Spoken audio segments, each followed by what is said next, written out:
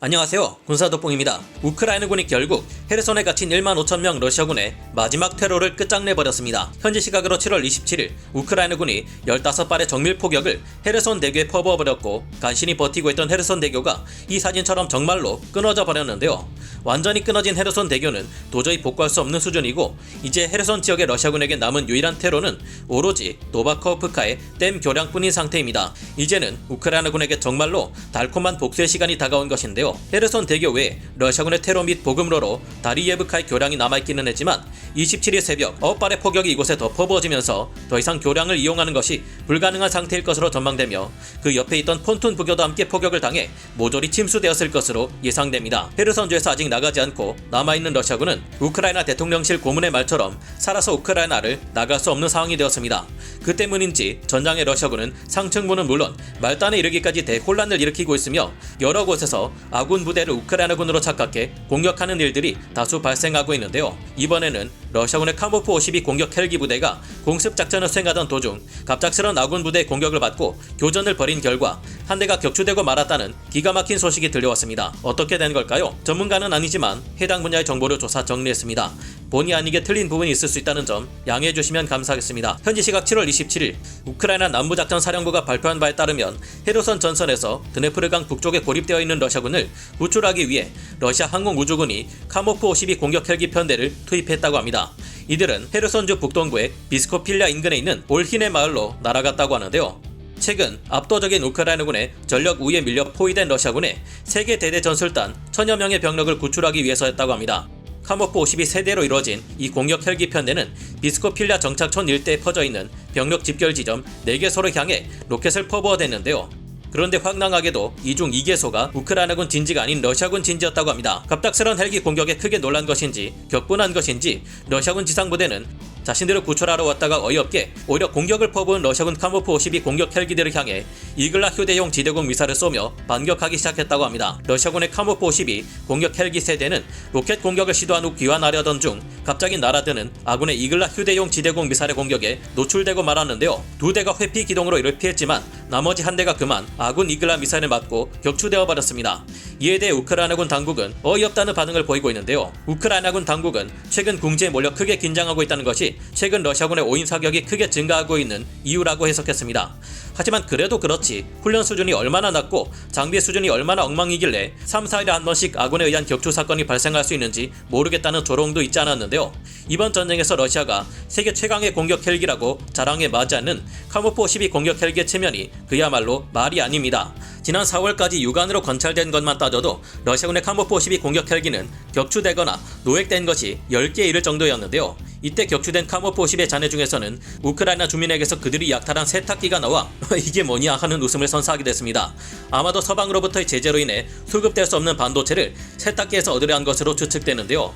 이후 영국의 군사 웹사이트 등이 파악한 정보에 따르면 6월 후반까지 러시아 공군은 대략 전체 카모프 52 공격 헬기 운용량의 10%나 되는 양을 손실한 것으로 전해졌습니다. 우크라이나군은 그동안 전차를 잡기 위해 만든 자국산 스투나 P 대전차 미사일로 카모프 52를 격추시키기도 했는데요. 어이없게도 이때 카모프 52 공격 헬기의 러시아군 조종사는 아파치를 능가하는 고속 기동으로 유명한 카모프 52를 위험한 전장에서 몰고 있으면서도 가만히 제자리에서 호버링을 하던 중 대전차 미사일에 맞고 격추된 것이라고 합니다. 우크라이나군의 스팅어를 비롯한 수많은 휴대용 지대공 미사일이 너무 무서웠던 것인지 카모프 52 공격 헬기의 조종사들은 이상한 행동을 자주 보여왔는데요. 그중 한 가지는 가지고 출격한 무유도 로켓들을 허공에 의미 없이 모두 뿌려버리는 행동을 반복했던 것입니다. 러시아 상부로부터는 공격 헬기 조종사들의 안전 따위는 생각하지 않고 그저 나가서 탄약과 무유도 로켓들을 모두 퍼부으라고 했고 카모프 52 공격 헬기 조종사는 위험한 전장으로 들어갔다가 죽기는 싫어서 이런 행동을 한 것으로 추측된 바 있습니다. 어찌됐든 이렇게 허공의 로켓들을 전부 쏟아버리고 들어가면 명령은 수행했고 살아남을 수도 있으니 말이죠. 다만 러시아군의 승리에는 전혀 도움이 되지 않고 안 그래도 부족한 로켓을 의미 없이 소모하는 일이니 이런 조종사들이 전쟁에 도움이 될지는 큰 의문입니다. 하지만 이런 카모프 52 공격 헬기의 손실과는 비교도 안 될 정도로 러시아군 전체 병력의 손실은 급격히 증가하고 있습니다. 현지 시각 7월 27일 우크라이나군 총참모부의 발표에 따르면 러시아군은 이번 전쟁 개전 이후 전체 전사자 수가 무려 4만 명을 돌파했다고 하는데요.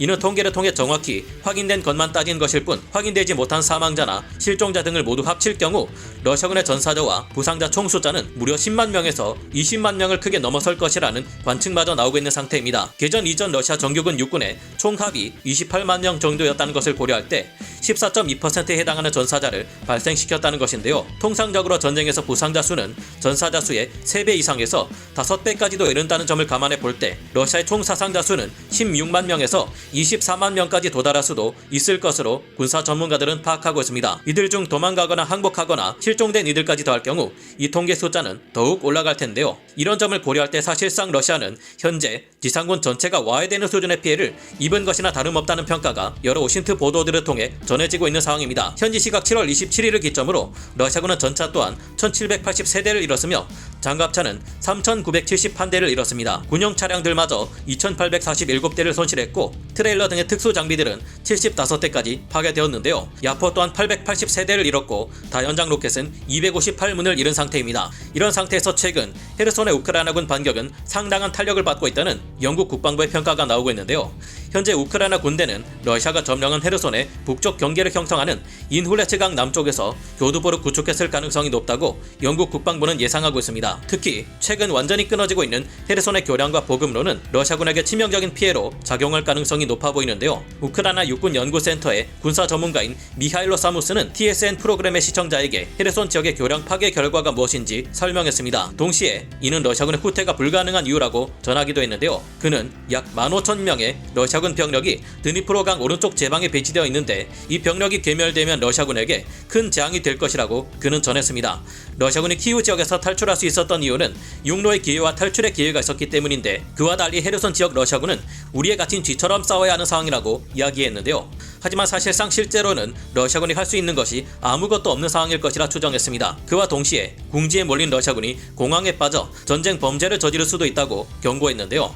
미 행정부 기밀 브리핑에서도 사실상 러시아군의 사상자는 7만 5천 명에 달하며 투입된 지상군의 80% 이상이 지쳐있는 상태라는 부정적인 평가가 나오고 있는데요. 미국에서 밝힌 바에 따르면 이런 와중에도 러시아는 모든 것들이 괜찮고 러시아 경제는 계속 튼튼한 상태다라는 푸틴 대통령의 주장을 뒷받침하기 위해 유리한 경제 자료만 선별해서 발표하고 있다고 비판하고 있습니다. 이제는 적국이나 마찬가지인 서방 세계들로부터의 걱정까지 받고 있는 러시아군의 상황인데요. 대체 어떻게 하면 끝까지 현실을 부정하는 푸틴 러시아 대통령과 국가 수뇌부들에게 정신을 차릴 수 있도록 해줄 수 있을지 답답한 심정입니다. 여러분은 어떻게 생각하시나요? 오늘 군사 돋보기 여기서 마치고요. 다음 시간에 다시 돌아오겠습니다. 감사합니다. 영상을 재밌게 보셨다면 구독, 좋아요, 알림 설정 부탁드리겠습니다.